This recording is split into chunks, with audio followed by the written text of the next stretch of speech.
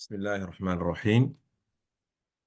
الحمد لله رب العالمين، أفضل الصلاة وأتم التسليم على سيدنا محمد وعلى آله وصحبه والتابعين. سبحانك لا علم لنا إلا ما علمتنا إنك أنت العليم الحكيم. رب اشرح لي صدري ويسر لي أمري واحلل عقدة من لساني يفقه قولي.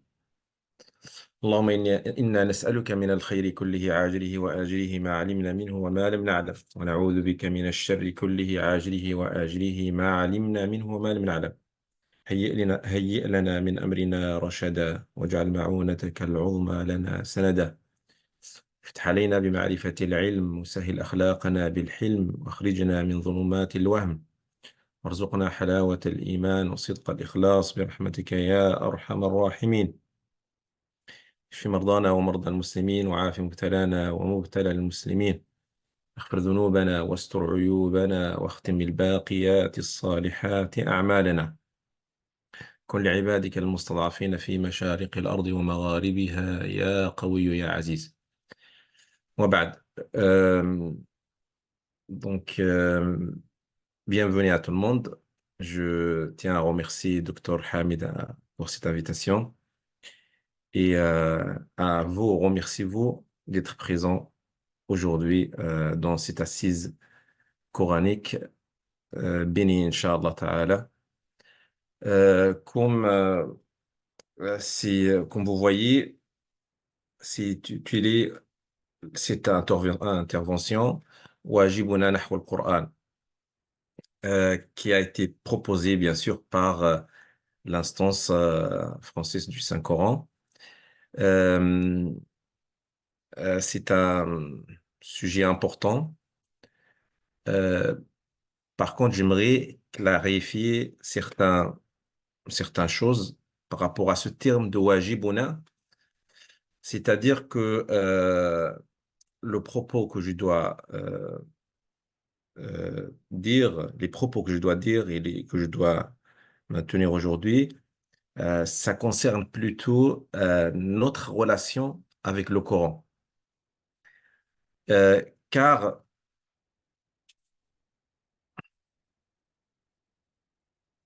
euh, pardon, je sais pas, voilà, pardon. Donc, car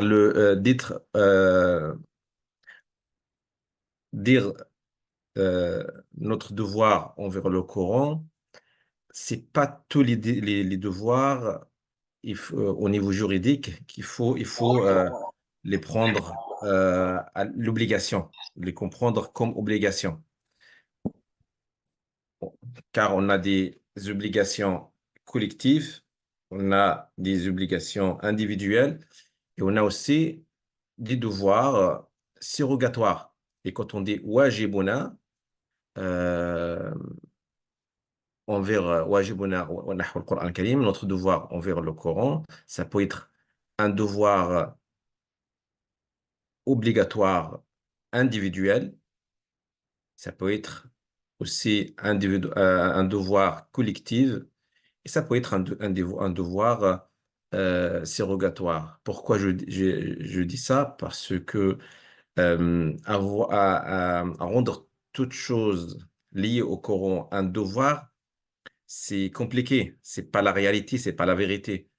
Et c'est aussi voi- euh, rendre toute chose liée au Coran un devoir va faire fuir les gens de le Coran al-Karim.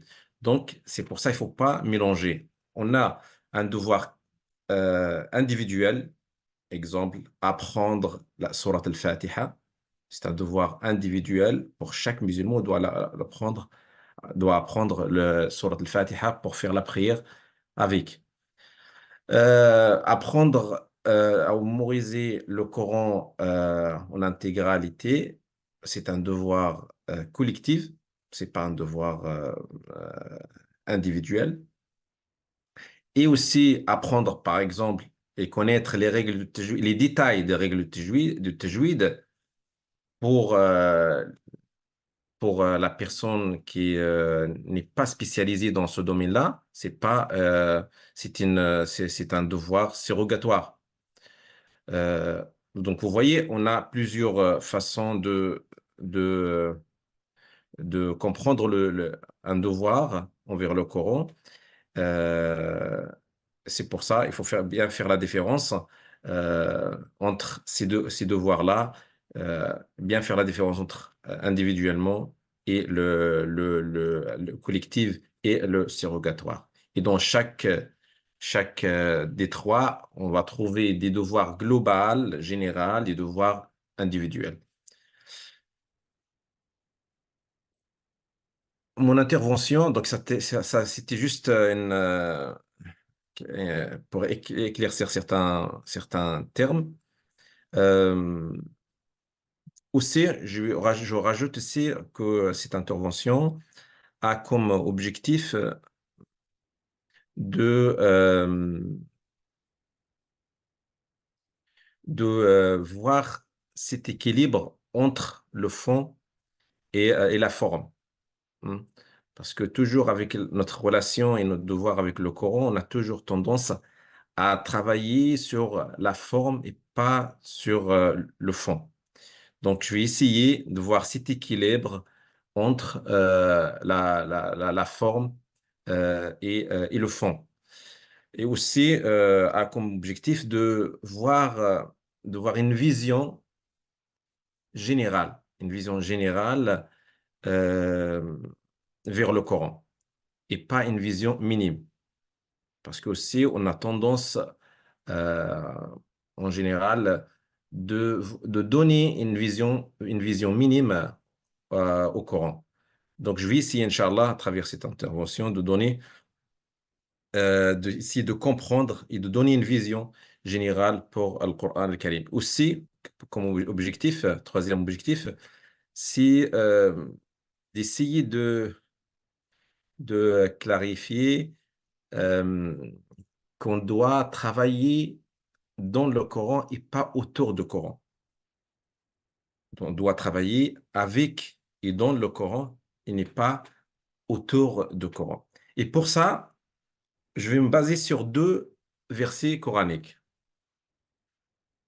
Je vais baser sur les deux versets de Sourate Ali Imran. Et ces deux versets-là, euh, il faut essayer toujours à chaque fois, quand on a une relation avec le Coran al-Karim, quand on travaille sur le Coran al-Karim, il faut toujours faire référence à ces deux versets-là. C'est important. Le premier verset, Allah nous dit لقد من الله على المؤمنين إذ بعث فيهم رسولا من أنفسهم يتلو عليهم آياته ويزكيهم ويعلمهم الكتاب والحكمة وإن كانوا من قبل لفي ضلال مبين. Donc Allah nous dit qu'il a fait une faveur aux croyants d'envoyer le message d'Allah sallallahu alayhi wa sallam euh, pour réciter les versets. Yatlu, réciter les versets, les purifier, yuzakkihim, et leur enseigner al-kitab wal-hikmah, le livre et la sagesse. Et le deuxième verset, Allah nous dit ولكن كونوا ربانيين بما كنتم تعلمون الكتاب وبما كنتم تدرسون. Donc Allah tabaraka wa ta'ala dans ce deuxième verset, toujours dans sourate Ali Imran, il dit كونوا ربانيين. كونوا ربانيين, c'est-à-dire soyez des éducateurs من التربية. Hein, parce que Al-Rabbaniyin, il a deux sens. Il a le sens de Tarbiya, soyez éducateurs et éduquez les autres. Soyez aussi, il y a le sens de Rabb, Al-Rabbani. Al-Rabbani, c'est-à-dire soyez au serviteur d'Allah, tabaraka wa ta'ala. Ne soyez pas soyez obéissance à Allah, tabaraka wa ta'ala. Donc, il y a le sens de Al-Rabbani et Al-Tarbiya. Le sens de Tarbiya, il est important ici. C'est-à-dire que tu dois, toi qui récites le Coran, toi qui travailles, qui étudies le Coran, tu dois être tu dois étudier à travers l'enseignement coranique. Tu dois étudier à travers la transmission du Coran aux autres. Mais avant tout ça, tu dois aussi avoir cette éducation coranique. Quand tu apprends, tu vas t'éduquer à travers le Coran. Et quand tu enseignes le Coran, tu dois être éducateur à travers le Coran aussi. Donc, il y a euh, ces deux objectifs. Hein.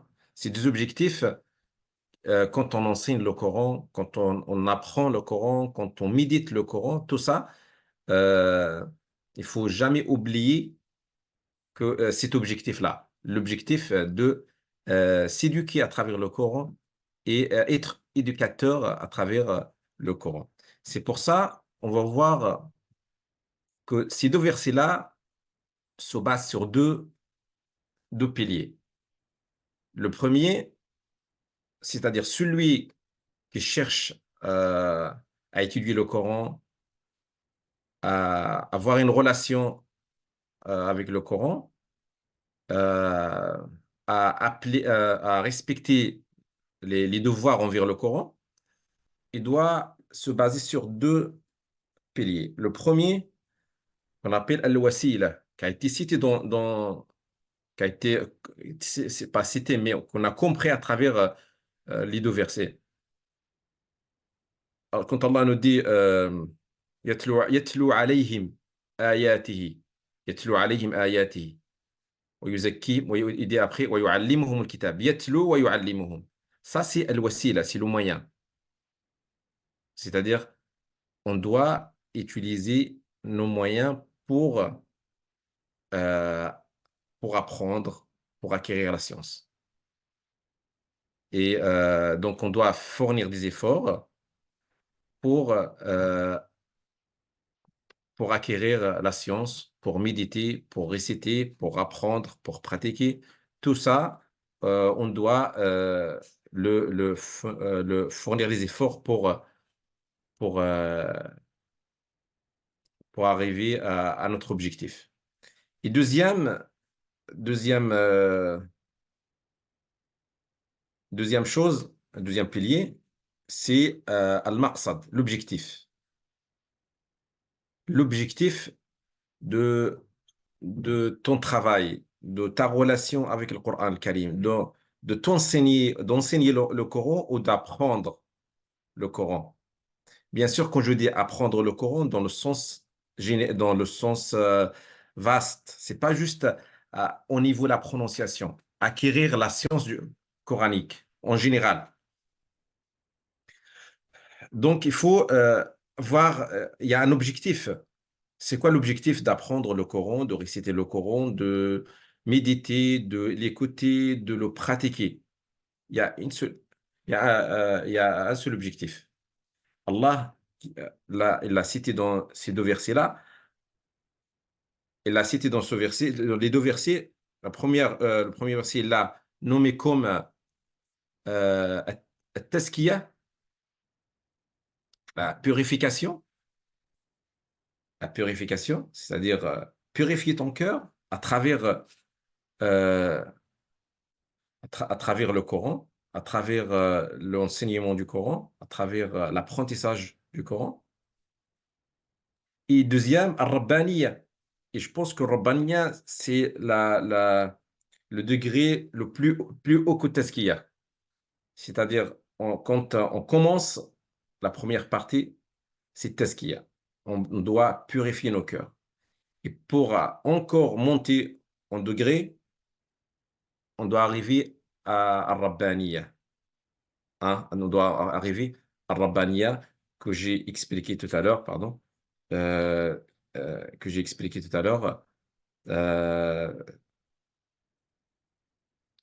de s'éduquer soi-même à travers le Coran et éduquer les autres à travers la transmission et l'enseignement du Coran. Ça, c'est deux piliers euh, qu'on doit, qu'on doit toujours voir, qu'on doit toujours prendre en compte.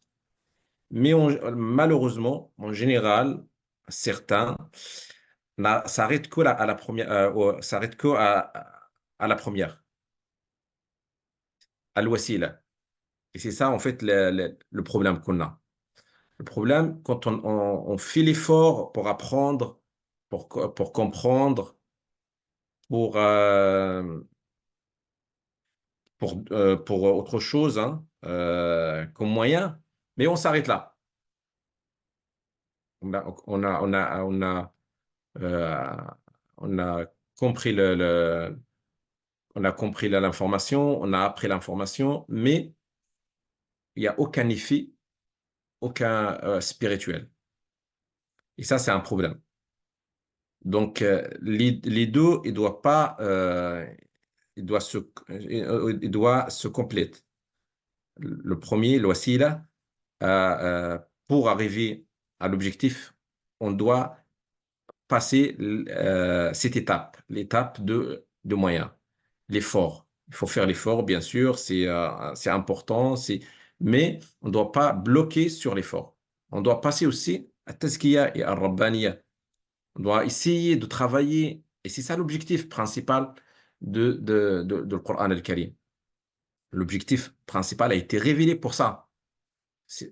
A été révélé pour ça. Mais al-wasila, c'est la première partie que tout le monde doit passer.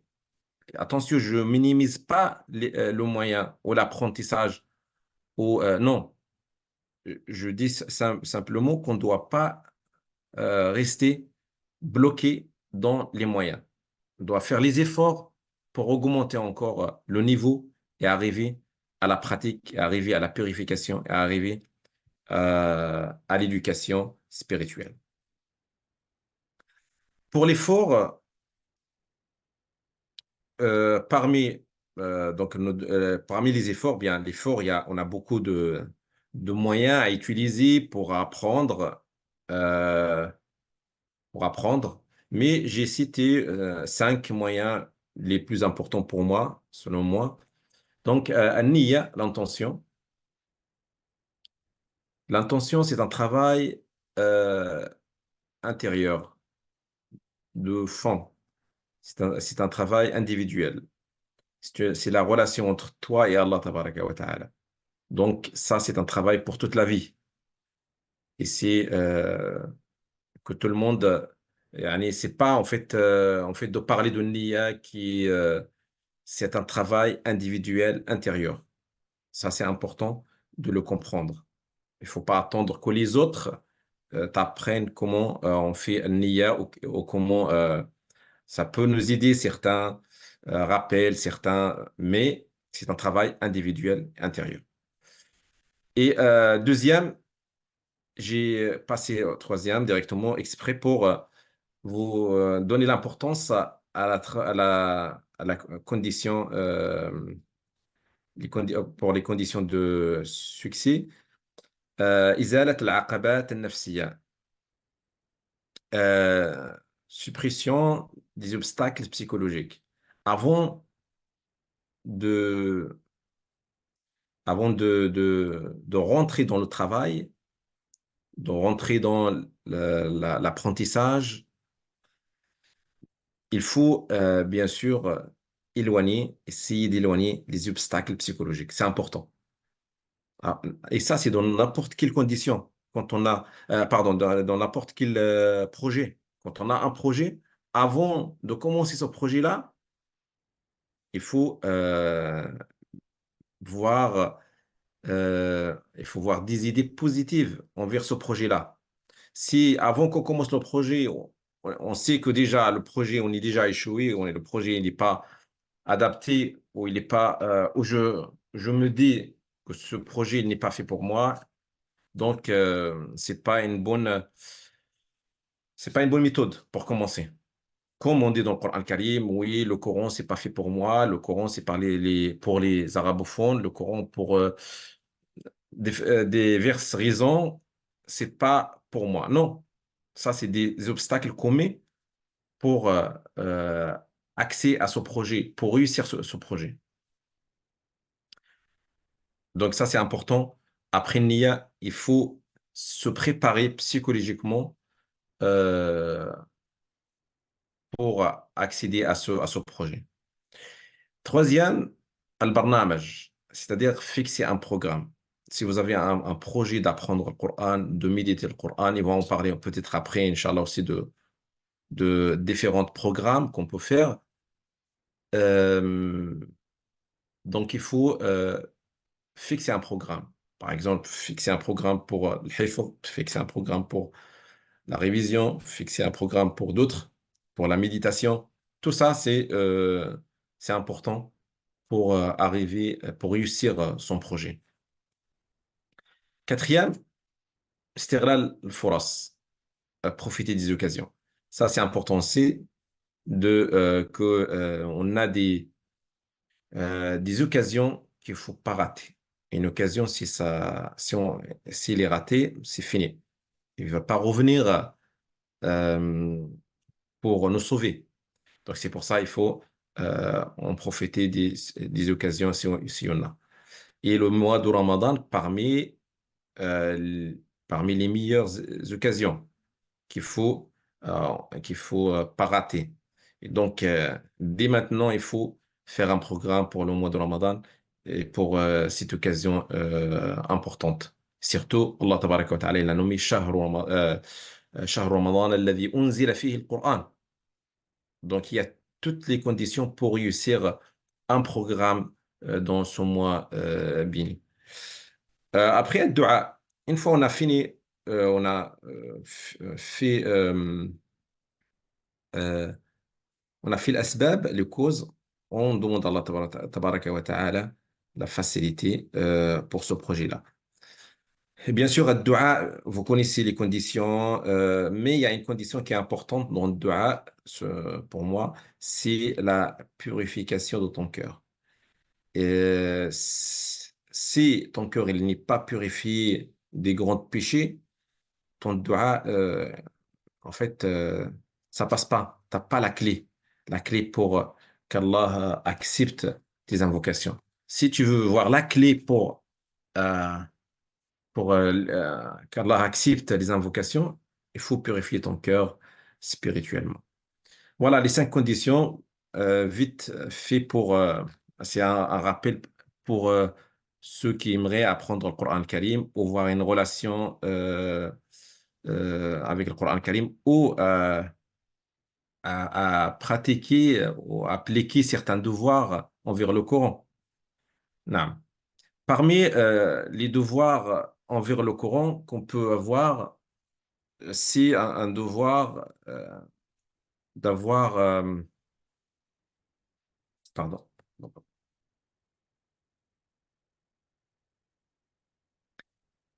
donc d'avoir une vision globale, شمولية القرآن. Euh, Ça veut dire quoi? Avoir une vision globale du Coran Karim. Ça veut dire qu'il faut lui donner sa juste valeur.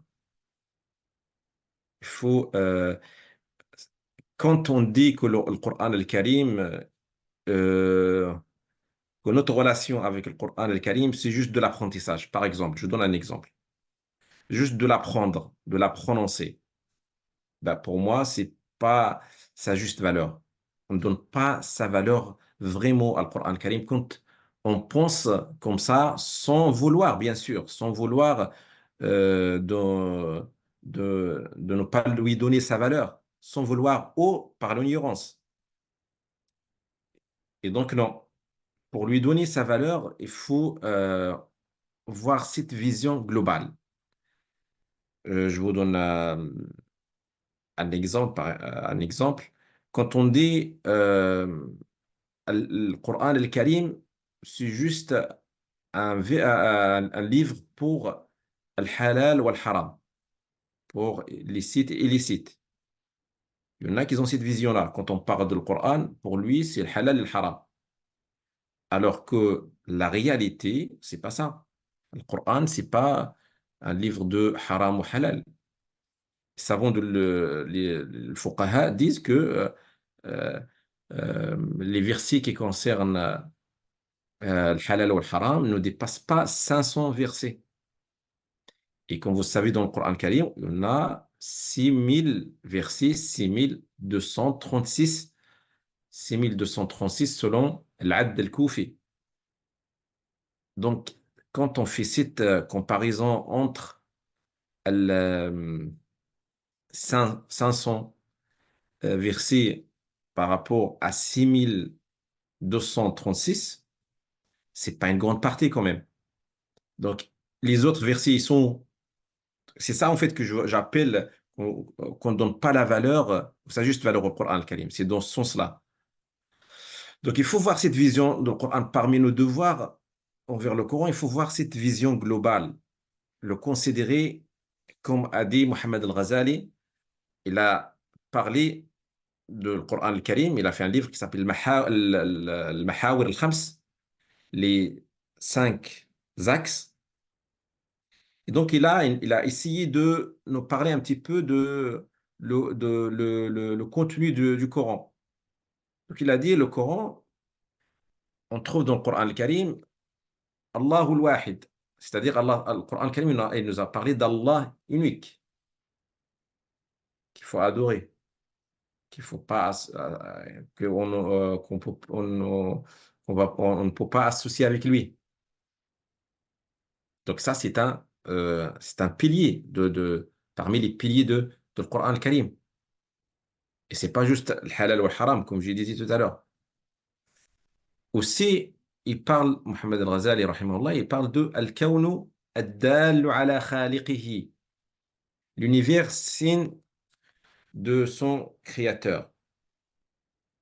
Et ça, certains savants l'appellent al-kitab al-manzour. Hein? Kitab al-manzour, c'est-à-dire le livre visuel.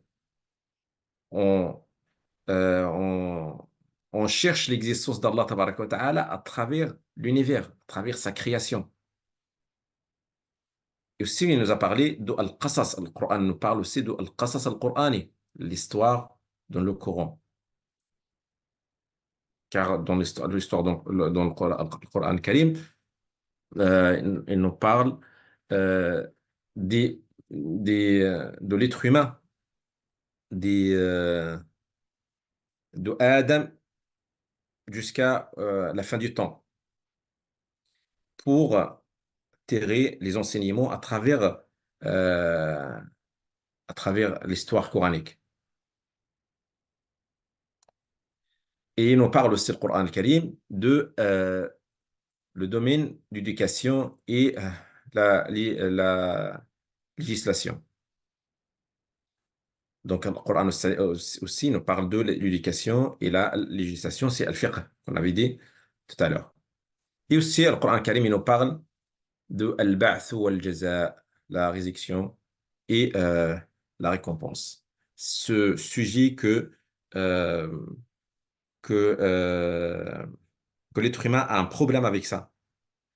C'est-à-dire, même depuis Quraysh jusqu'à la fin du temps, il y aura ce problème-là.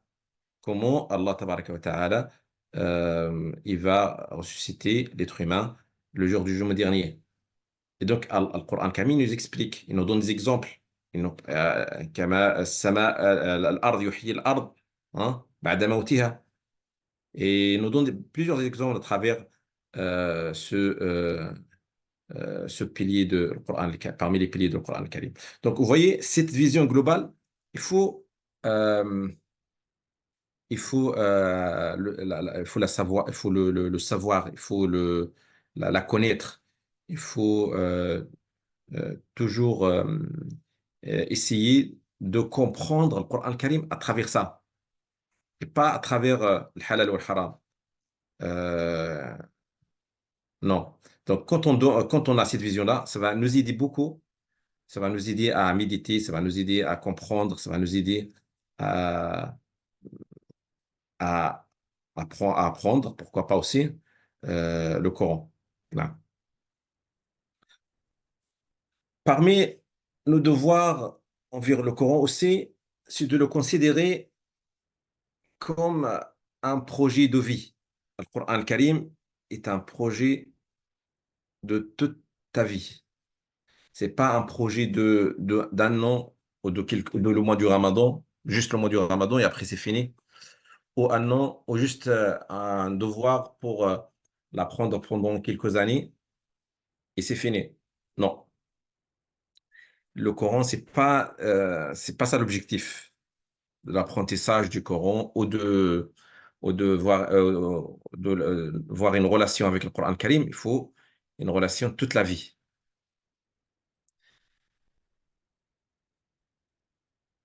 C'est pour ça,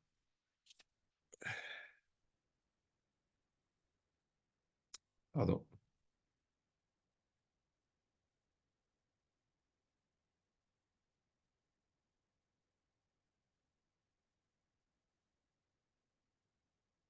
c'est pour ça, euh,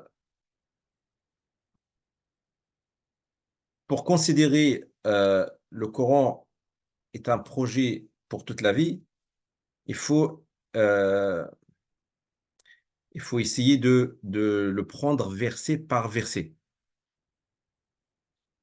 Verset par verset. Ça veut dire quoi verset? C'est-à-dire il faut considérer que le verset est un message pour moi, pas pour les autres. C'est pour ça le Coran Karim, comme vous savez, a été révélé par fragments. N'a pas été révélé euh, d'un seul coup. Donc, verset par verset. On doit lire le Coran, on doit le méditer, on doit le mettre en pratique verset par verset. C'est comme ça, on peut le considérer comme un projet pour toute la vie. Aussi, euh, Nabi sallallahu alayhi wa sallam disait aux compagnons, Ma ma'aka min al-Qur'an. C'est ça, considérer de commencer avec cette méthode-là, de voir cette relation verset par verset. Il disait, Ma ma'aka min al-Qur'an. Que possèdes-tu du Coran? C'est-à-dire, le prophète sallam, il voyait l'impact, l'effet du Coran Karim sur la personne. C'est pas combien tu as récité, combien tu as appris, combien tu as révisé. Bien sûr, je minimise pas ça. Ça, c'est une partie qu'on va voir, Inch'Allah. Mais l'objectif, c'est ça. L'objectif de, euh, de considérer le verset est pour toi. Ce verset-là, il est pour moi. Il a un endroit dans mon cœur pour moi. Il a un endroit pour le pratiquer pour moi. C'est ça, suivez le Coran verset ayah par ayah. OK? Autre chose, pour le considérer comme un projet de vie, al-khuluq, le comportement. De voir le comportement du Coran en toi. Kana khuluquhu al-Qur'an. Regardez comment Aïcha a décrit le prophète sallallahu alayhi wa sallam. Son comportement était le Coran. Il disait aussi Kana Qur'anan yamshi. Il était un Coran marchand. Donc, le travail. hein, Le travail, l'application du Coran al-Karim. Bien sûr, l'application du Coran al-Karim, il y a plusieurs, plusieurs façons d'appliquer le Coran al-Karim. Vous avez comme, je vous donne des exemples. As-sabr, la patience. Il faut que, euh, il faut qu'on voit la patience dans ton comportement, dans ta relation avec les autres. Il faut aussi, par exemple, as-sidq, être véridique, al-ikhlas, être al-ihsan, être généreux, de ne pas être avare aussi. Tout ça, c'est des comportements qu'on doit appliquer toute notre vie, tous les jours. C'est ça, avoir Coran al-Karim comme un projet de vie. Et ça, c'est important. Et ça, c'est un devoir parmi les, euh, les devoirs les plus importants. Non. Et donc, pour notre devoir envers le Coran, toujours, euh, on trouvera deux, euh,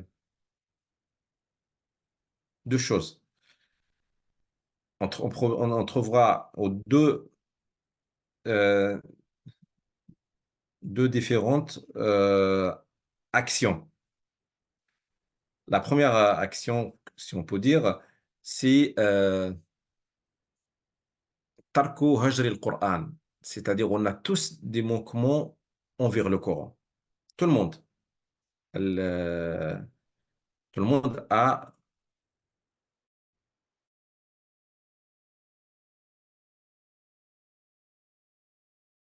parle de ces variantes abondantes du Coran. En fait, là, on cherche la personne parfaite, cette relation parfaite avec le Coran. Et c'est ça qu'on appelle Ahlullah, avoir cette relation complète avec le Coran al-Karim. Là, tu fais partie de Ahlullah. C'est-à-dire le niveau élevé, le parfait, l'excellence. L'excellence de Ahlullah, il faut voir cette capacité, cette relation avec le Coran al-Karim. Non.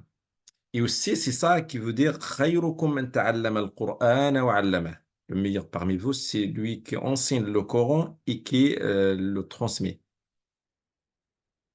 Il faut voir cette relation globale avec le Coran al-Karim pour avoir à ce niveau. Parce que al-khayriyya, le meilleur parmi vous, c'est pas donné à tout le monde. C'est pas juste de le réciter comme ça et de voir une belle voix ou de l'apprendre et de.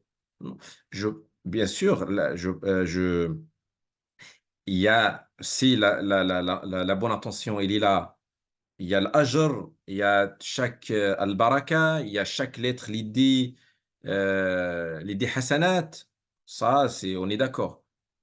Mais on cherche le niveau de يعني اقرأ وارتقي. On cherche le niveau de ahlullah, l'excellence. خيركم من تعلم القرآن وعلمه.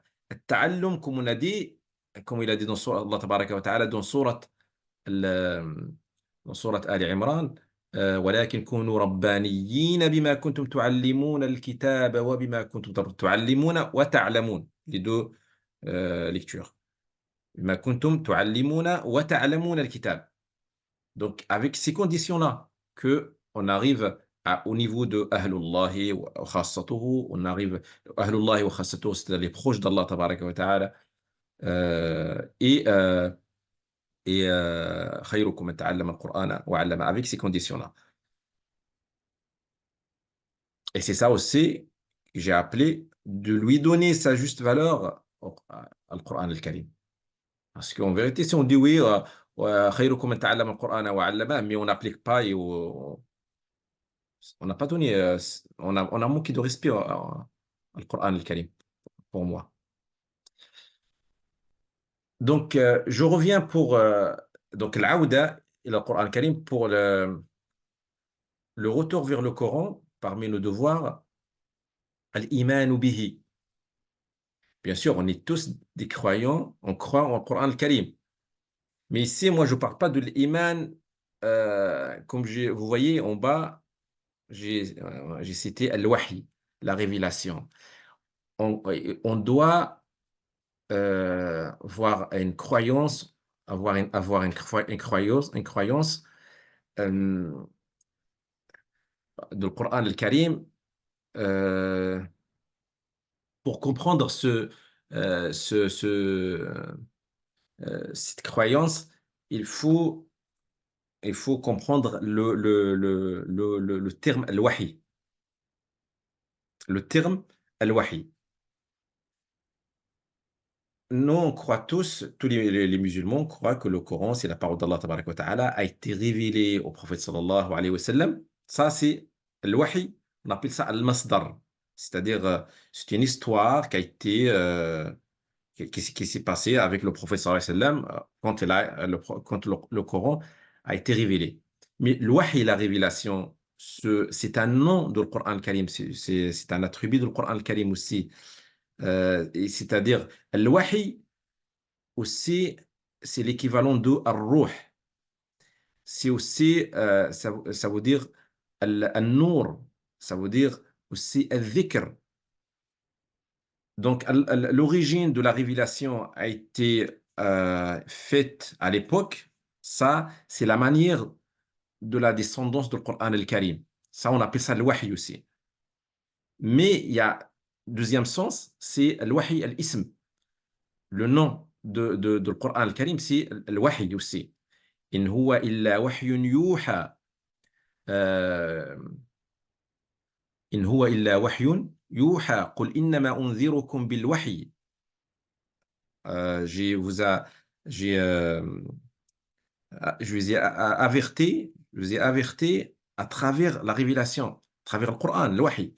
Donc, quand on dit le Coran, quand on croit que le Coran, on comprend plutôt que le Coran, c'est le wahi, euh, on doit aussi croire que le Coran, c'est la lumière qui va nous guider. C'est c'est le, la lumière qui va nous guider. C'est l'esprit qui va nous donner la vie, hein, qui va nous donner la vraie vie, pas la vraie vie spirituelle, parce que Allah tabaraka wa ta'ala a, a dit aux gens qui n'ont pas la spiritualité et la croyance, c'est pas des vivants. Hein. Non.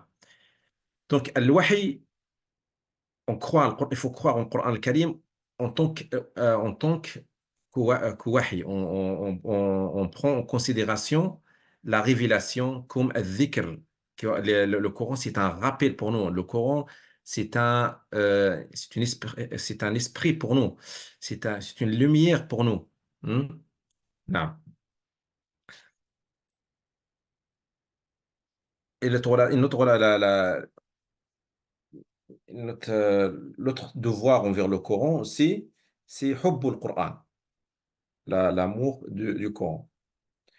Et ça consiste à connaître le Coran, la connaissance du Coran al-Karim. Il faut le connaître, la vraie parole d'Allah tabaraka wa ta'ala. C'est pas une parole simple comme les autres.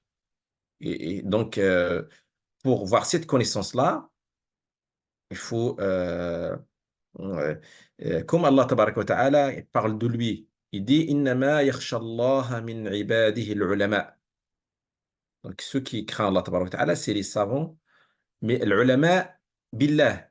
C'est ça, en fait. إنما يخشى الله من عباده العلماء. Il faut voir cette connaissance d'Allah tabaraka wa ta'ala pour aimer Allah, pour craindre Allah tabaraka wa ta'ala.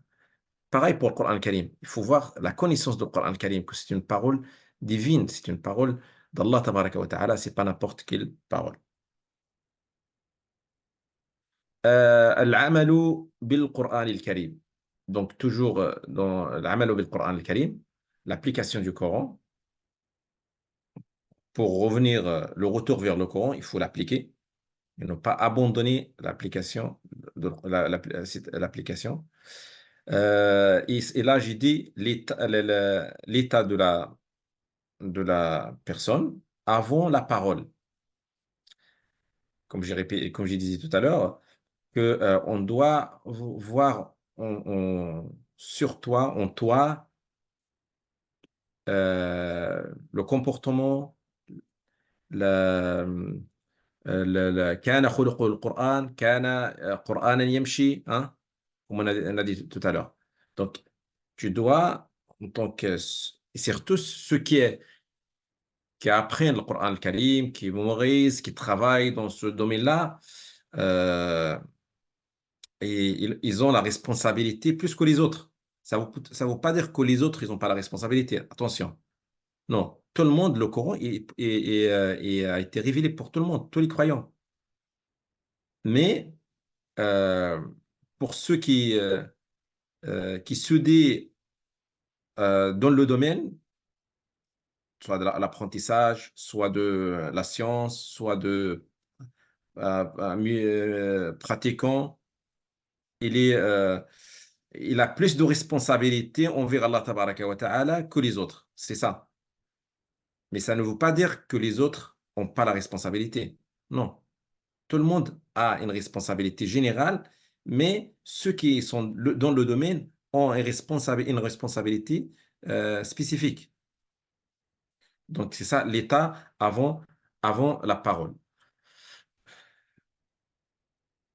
Ta'lim al-Qur'an. Ta'lim al-Qur'an, l'enseignement du Coran. Comme j'ai dit, خيركم من تعلم القرآن خيركم من تعلم القرآن وعلمه.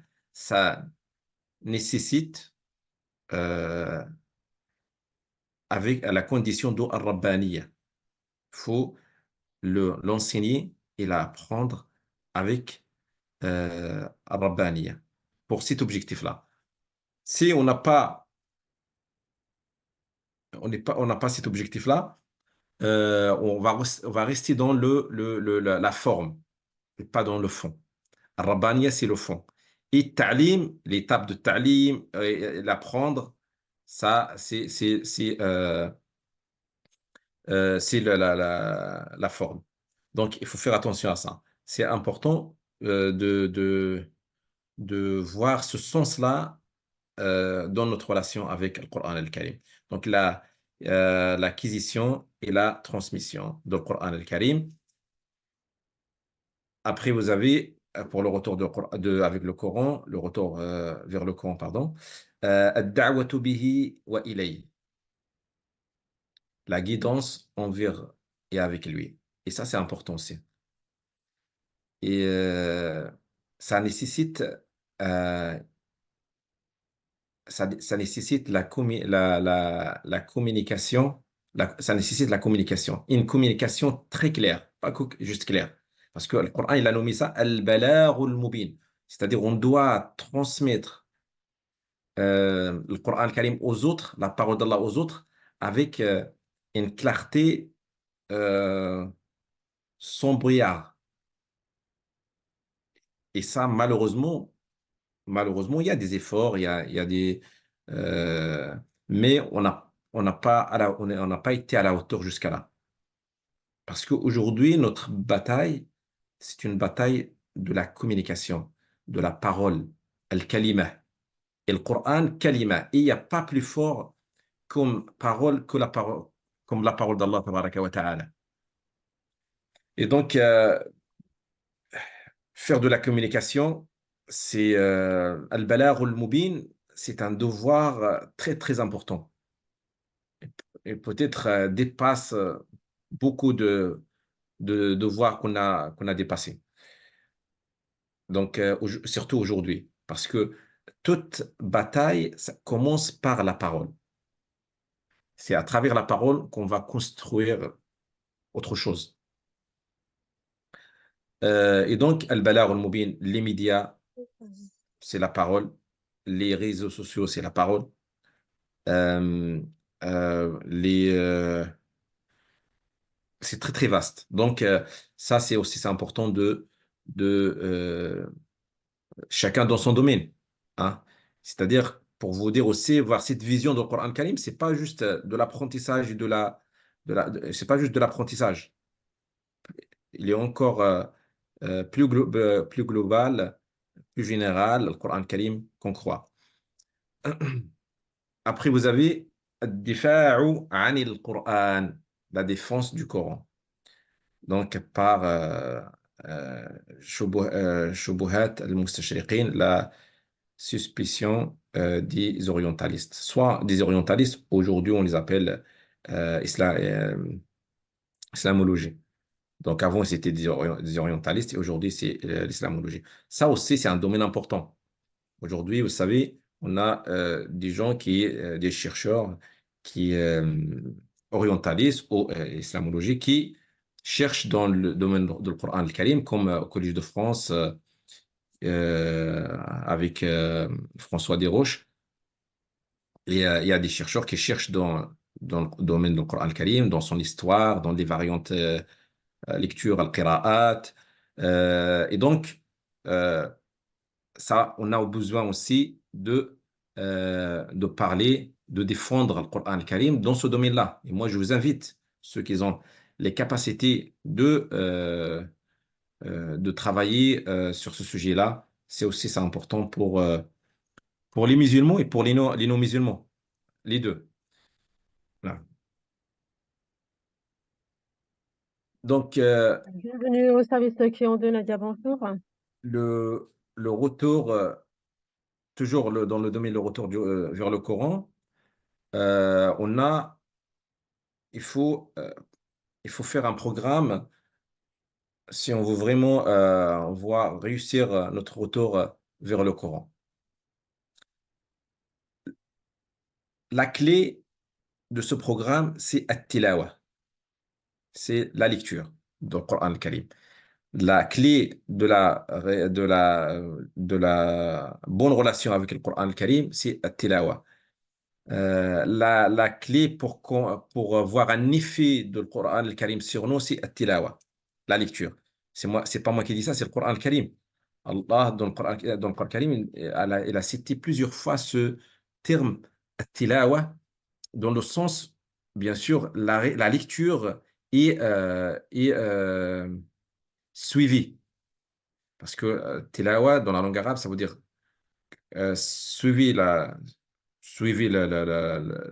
l'enseignement, suivez la règle et aussi la lecture. Donc les deux sens. Allah dit dans le Coran Karim, yatlu alayhim ayatihi. Ça veut dire que tilawa, c'est frapper à la porte. Pour rentrer dans le Coran Karim, on doit passer par ce passage-là, à tilawa. Frapper à la porte euh, pour vivre le Coran et pour méditer le Coran et pour voir cette relation noble avec le Coran al-Karim. Euh, je pense qu'on a dépassé, Hamid. Hein. Je vais terminer, je pense, je vais terminer le programme. Normalement, c'était à 30. Je vois qu'on a dépassé. Je vais terminer, Inch'Allah, vite. Et après, si vous avez des questions, on va ouvrir, Inch'Allah, pour certaines questions, si Dr Hamid le permet. Oui, bien sûr, Donc, oui. Inch'Allah, vous pouvez prendre votre temps. comment? Vous pouvez compléter, conclure, Inch'Allah, tranquillement, finir, finir la présentation, Inch'Allah. Ok, je vais essayer de faire vite. Donc, At-Tilawa, et après, vous avez le programme, un autre programme aussi, Al-Istima', l'écoute de le Coran al-Karim, Al-Mudarasa, l'étude conjointe. Ça, c'est important aussi, de voir des groupes, des ateliers, si vous voulez, euh, qui parlent du Coran al-Karim, qui expliquent le Coran al-Karim, c'est très, très important parce que ça, c'était la première étape du prophète sallallahu alayhi wa sallam. Pourquoi on dit ça? C'était c'était le travail, le rôle du prophète sallallahu alayhi wa sallam. Yatlu alayhim ayatihi wa yu'allimuhum al-kitab. Hein? Yatlu alayhim ayatihi wa yu'allimuhum al-kitab. Et vous avez aussi at-tadabbur, la méditation, al-muraja'a, al-hifz. OK? Donc, tout ça, c'est des programmes qu'on peut organiser euh, chaque fois, Inch'Allah. Comment le prophète sallallahu alayhi wa sallam يعني quelle démarche le prophète sallallahu alayhi wa sallam a mis en place pour bénéficier du Coran al-Karim. Donc vous avez, comme le Coran a dit, at-tilawa, yatlu alayhim ayatihi, hein, wa yu'allimuhum al-kitab, dans un autre verset, wa yu'allimuhum al-kitab, l'apprentissage et l'enseignement, et at-tazkiya, la purification pour arriver à l'objectif de tazkiya, et après tazkiya, ar-rabbaniya. OK?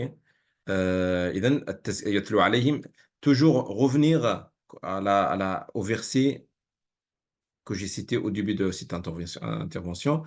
Dans Surat al-Baqarah, bien sûr, il y en a deux dans Surat al-Baqarah et dans Surat al-Imran, il y en a dans Surat al-Jumu'ah aussi. 4 versets dans le Coran Karim.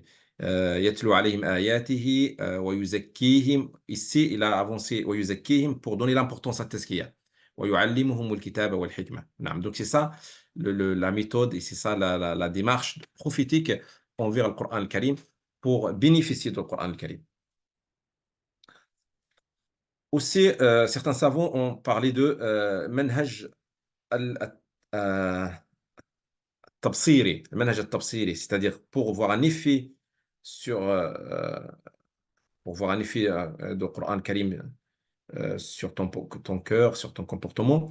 Donc la première chose, comme j'ai dit, al-qira'a, hein, la lecture, al-tilawa, taqra, tu lis le Coran al-Karim, tu médites et tubsir. Tubsir, tu vas visionner par le cœur et pas par les yeux. Parce que Allah tabaraka wa ta'ala a fait la différence entre voir à travers les yeux et visionner à travers ton cœur. قال تعالى وتراهم ينظرون إليك وهم لا يبصرون. Tu vas voir qui te voit, mais qui regarde, pardon, mais il ne te voit pas. تراهم ينظرون إليك وهم لا يبصرون. Et ça, c'est à travers, comme j'ai dit tout à l'heure, verset par verset, la méthode de verset par verset. C'est avec ça qu'on peut voir un effet de Al-Qur'an al-Karim. Bien sûr, tout le monde pose des questions, mais moi, je lis le Coran, mais à chaque fois je prends le Coran, je lis la sourate, la hizb, je ne fais même pas attention, je commence et j'ai fini sans rendre compte qu'est-ce que j'ai récité. Ça, oui, ça arrive à tout le monde. Mais c'est quoi la méthode? La méthode, bah, c'est ça. La méthode, tu dois apprendre. La méthode, pardon, c'est de considérer le Coran al-Karim, comme j'ai dit, une lumière et un esprit. Et aussi le Coran dhikr. Donc, dhikr, c'est-à-dire un rappel pour moi. Donc, chaque verset, je dois le considérer comme un rappel pour moi. C'est pour ça, Mohamed Iqbal, rahimahullah, a dit à son papa, Mohamed Iqbal, le grand savant indien, il dit à son papa euh, comment je dois réciter le Coran, comment je dois lire le Coran. Il a posé la question à son papa, et c'était un grand savant aussi, son papa. Il disait que tu dois lire le Coran comme tu dois le considérer euh, au moment de ta lecture comme une révélation pour toi, comme a été révélé pour toi. Et donc, c'est ça la méthode pour voir un effet de Al-Qur'an al-Karim. Bien sûr, ça, il faut faire des efforts pour ça. C'est un combat. C'est un combat euh, pour se concentrer, pour méditer, euh, c'est un combat pour arriver à ce point-là. Mais il faut voir il faut voir le courage, il faut voir la volonté, il faut voir la sincérité. Allah tabaraka wa ta'ala facilite une fois on a toutes ces conditions-là. L'imam al-Ghazali, il a bien expliqué ça. Il a dit que le Coran, pour voir, il nous a montré en fait les clés pour voir cet effet dans le Coran Karim sur nous. Il a dit qu'on doit utiliser trois exigences dans la lecture du Coran Karim. Al-lisan, la langue, pour prononcer, et l'aql, le cerveau, pour l'interprétation, et al-ruh, pour voir les faits, pour, pour voir cet effet-là, tirer les enseignements, voir l'effet dans le Coran Karim sur ton cœur à travers al-ruh, à travers l'esprit. Donc, on doit utiliser trois parties pour réciter le Coran Karim. La langue, le cerveau et l'esprit. Et c'est ça qui va nous donner ce fruit de at-tazkiya, ce fruit de la purification du Coran Karim dans nos cœurs. Je vais passer vite sur ça parce que c'est des choses que vous connaissez. Donc, adab tilawa, pratique apparente de la lecture. Ça, ça en général, on l'applique, tout le monde l'applique parce que c'est pas quelque chose de compliqué. Hein? Le wudu, avoir des ablutions, l'isti'ada, dire a'udhu billahi minash shaitanir rajim, essayer de faire une belle récitation. Tout ça, c'est des choses que je pense la plupart parmi nous, c'est la pratique. Al-Ghazali il nous a parlé d'autre chose, des pratiques invisibles de la lecture qu'il faut prendre en compte quand on récite le Coran al-Karim. Et pour aussi, c'est un petit peu, ça rejoint aussi la parole qu'il a dit que qu'on vient de passer. Donc, il a cité des pratiques invisibles de la lecture. Donc, il a dit la compréhension de la source de la parole, c'est-à-dire qu'il faut comprendre que la parole divine n'est pas comme les autres. La ta'zim, glorification euh, de cette parole-là, parce que c'est une parole d'Allah tabaraka wa ta'ala. Hudur al-qalb, ça c'est important aussi, éveiller du corps, ton cœur, il faut qu'il soit présent.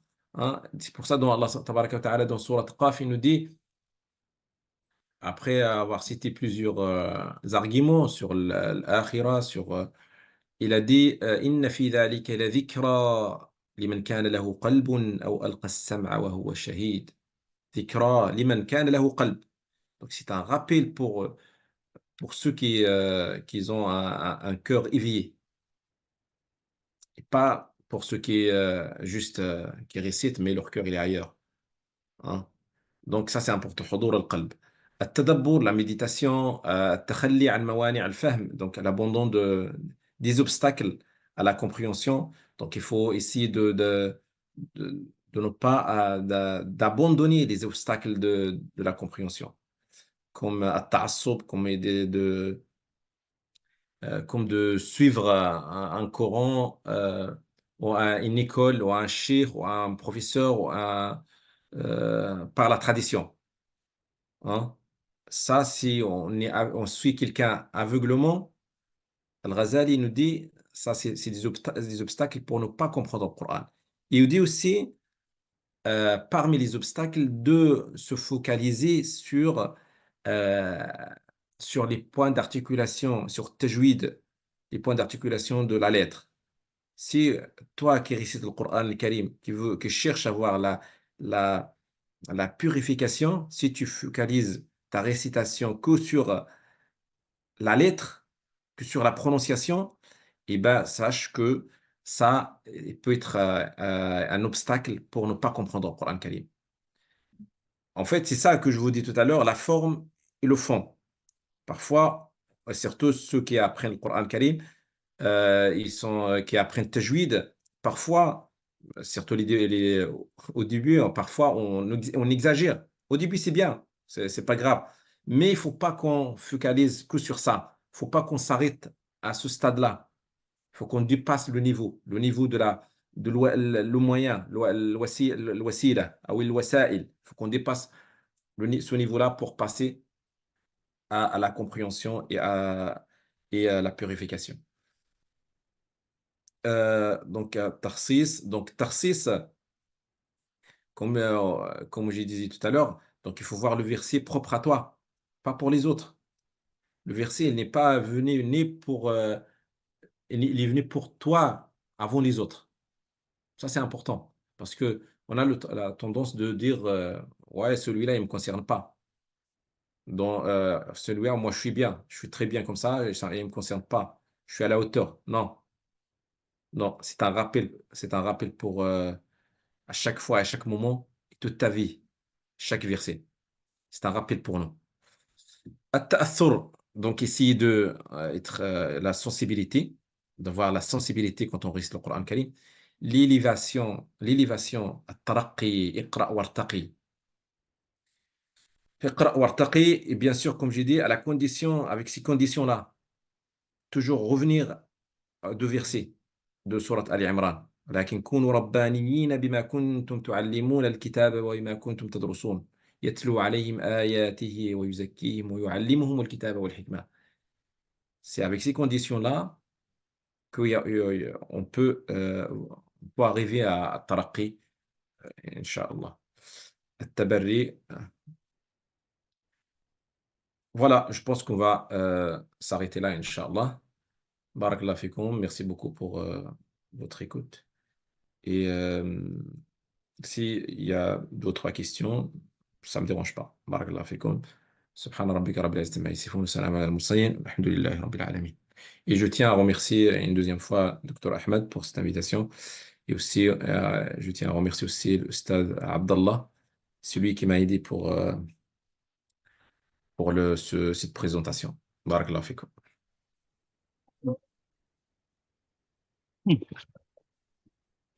ممكن سؤال؟ Non. Salam alaikum, barakallahu fikum. Vous avez dit tout à l'heure par rapport à, en fait, ceux qui sont dans le domaine, ils ont plus des responsabilités face à Allah que les autres. Et des fois, justement, on entend certaines personnes dire que pour éviter justement d'avoir ces responsabilités-là, ben, on préfère ne pas du tout se mettre dans le domaine. Comment on peut les, je sais pas, les convaincre, leur expliquer que non, il faut pas le voir dans ce sens-là. طيب. Barakallahu fik. On a fait qu'on pourrait, Inch'Allah.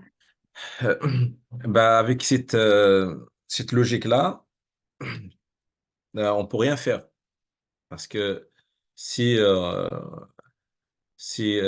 a peur de tomber dans le péché ou dans le riya, c'est-à-dire que les deux sens, c'est pas bon. Hein, les deux sens, c'est pas bon. De dire oui, je vais pas faire cette action parce que j'aurai plus de responsabilités, c'est pas une bonne logique. Et de baisser les bras, c'est pas une bonne logique aussi. La bonne logique, c'est de combattre, tout simplement. De combattre. Et c'est ça l'épreuve. C'est ça qu'Allah Tabaraka wa Ta'ala, il nous a éprouvé à travers ça. C'est une épreuve qu'on doit combattre. بارك الله فيكم واضح بارك الله فيكم شيخ Barakallah fik, Cheikh Hassan, Allah yahfak, cette très belle présentation est très complète. Inch'Allah, il y aura l'enregistrement sur la chaîne YouTube de l'instance française du Saint-Coran et on essaiera de récupérer le PDF si le Cheikh veut bien pour le transmettre, Inch'Allah. Il y a une question sur la discussion. On me demande quelle est la différence entre la méditation et l'étude coranique sur la page du programme coranique.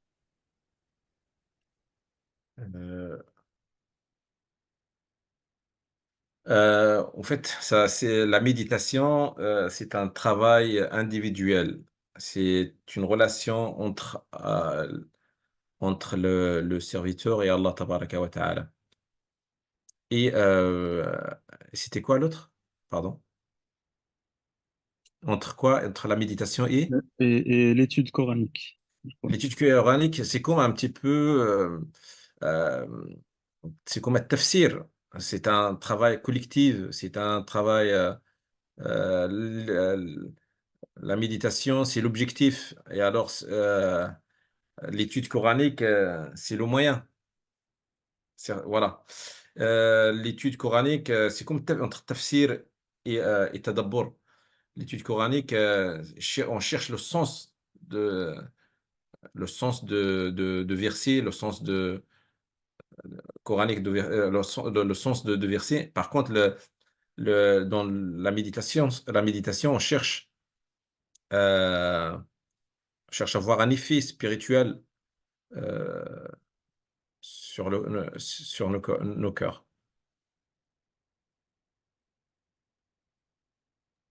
On me pose la question, comment méditer sur le Coran? Y a-t-il des ressources en français pour nous aider?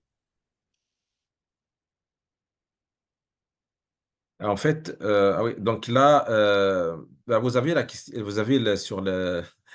vous avez shurut tadabbur ici. En fait, la méditation, c'est un acte qui fait pour tout le monde. Tout le monde peut accès à,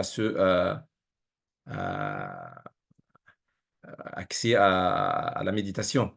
Mais il faut juste deux conditions, comme vous voyez, l'ikhlas et avoir une compréhension générale de l'ayah, du verset. Donc, il n'y a pas des conditions générales ou scientifiques à voir pour méditer le Coran al-Karim. Est-ce qu'il y a est-ce qu'il y a des livres en français? Franchement, je ne sais pas, non. Pour le moment, j'ai pas quelque chose en tête à vous conseiller. Mais, mais c'est plus en fait, ce genre d'action, on le cherche pas dans les livres, mais plus spirituel. Avoir une bonne relation avec Allah Tabaraka wa Ta'ala et avoir euh, un minimum de langue arabe, un minimum de compréhension des versets pour méditer. Donc, on n'a pas à aller chercher dans les livres, parce qu'en général, ce qu'on trouve dans les livres, c'est de tafsir. Mais quand on parle de la méditation, c'est plus un acte spirituel que un acte scientifique.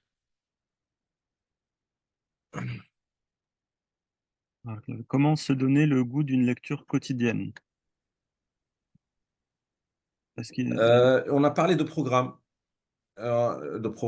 Les anciens appelaient ça al-wird, donc d'avoir un wird, mais un wird qui est un programme que je peux mettre en pratique, accessible. Parce que parfois on met en pratique des programmes, mais on n'arrive pas à les appliquer.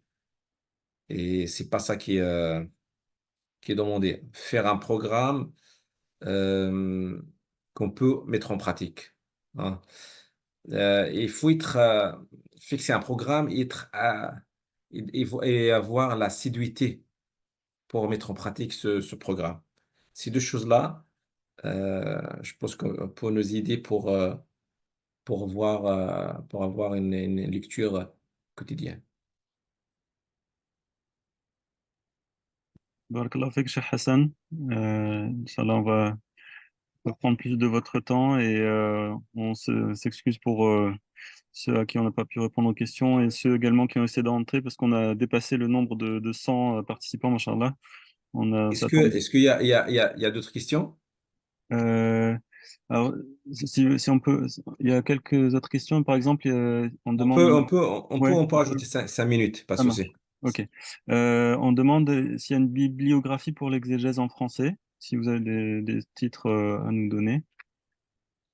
Pour tafsir le Coran, Oui, en français, ouais, s'il y a des choses. bah, pour tafsir le Coran, vous avez beaucoup d'ouvrages. Vous avez tafsir Ibn Kathir, vous avez tafsir Tahir ibn Ashur, ça, tout ça des tafsirs traduits.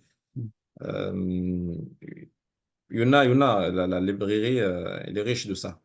Donc, vous avez oui, Ibn Kathir, Tahir ibn Ashur, euh, et je pense tafsir aussi Abu Bakr al-Jazairi, hein. Tout ça que vous pouvez les trouver, Inch'Allah, traduits.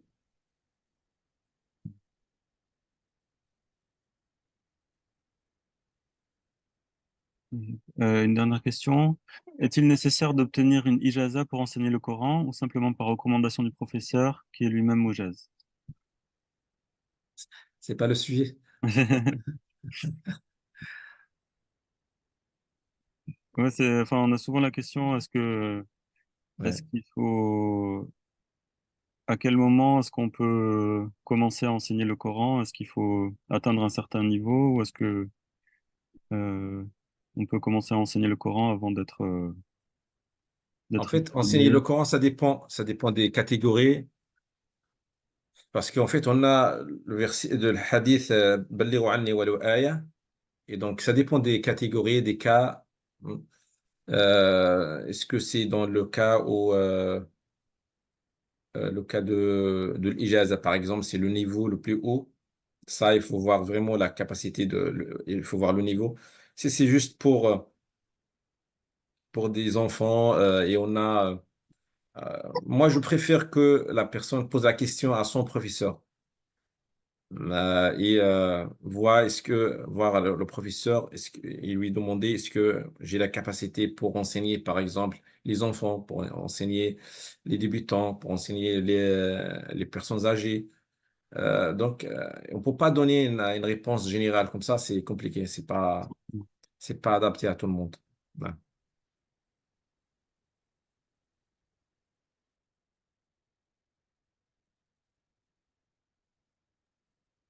On a abordé les questions sur sur la discussion. S'il y a des questions à l'oral, une dernière question, et sinon on va conclure, Inch'Allah.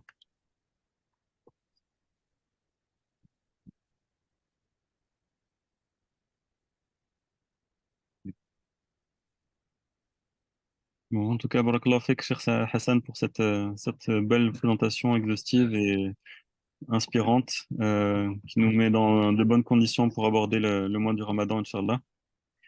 Et qu'Allah vous en récompense. Et désolé à ceux qui ont essayé d'accéder, parce qu'on a atteint le nombre de 200 participants. Alhamdoulilah, il y a eu un bon succès à cette intervention. Donc, on s'excuse pour ceux qui n'ont pas pu entrer dans la salle. Et Inch'Allah, il y aura l'enregistrement disponible sur les groupes WhatsApp de l'instance française du Saint-Coran, sur la chaîne YouTube. Inch'Allah, on essaiera de multiplier les interventions en langue française pour le public francophone. Il y a déjà quelques conférences en arabe, mais on essaiera de multiplier les conférences en français. Barakallahu fikum.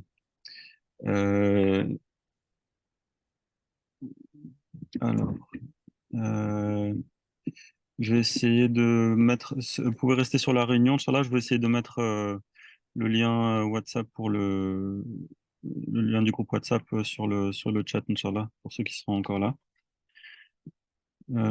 طيب Cheikh Hassan, je te laisse le mot de la fin, Inch'Allah, barakallahu fik. Comment Je te laisse le mot de la fin ou un dua si tu veux, Inch'Allah, pour conclure. طيب barakallahu fikoum jami'an, merci beaucoup pour votre présentation, pour votre présence. Jazakumullah khair, taqabbalallahu minna wa minkum. سبحان ربك رب العزة عما يصفون وسلام على المرسلين الحمد لله رب العالمين السلام عليكم ورحمة الله